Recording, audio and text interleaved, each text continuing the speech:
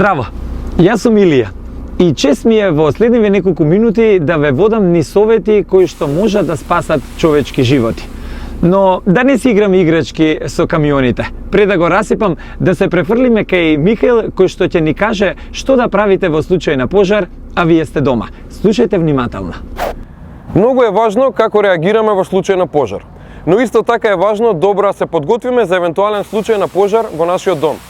Најпрво, наша препорака е да набавите сензори за чад. Нешто како ова. Не се премногу скапи и достапни се низ продавниците во Македонија. Овој уред може да ве предупреди дека, например, зетинот кој што сте го ставиле на рингла, веќе прегрел и сте го заборавиле, може да предизвика пожар. Всушност, многу пожари во домовите започнуваат токму на овој начин. Понатака, добро е да обезбедите мал противпожарен апарат, нешто како овој.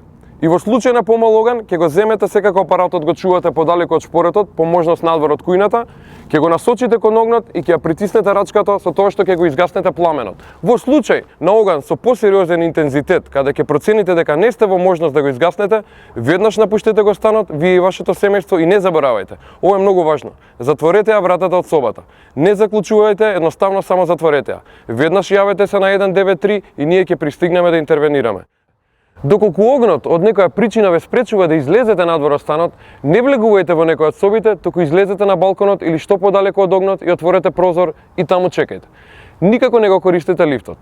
За останатите соседи од зградата, наша силна препорака е, доколку се чувствува миризба во ходникот, не излегувајте, туку останете во вашите домови, во близина на прозорците или балконската врата.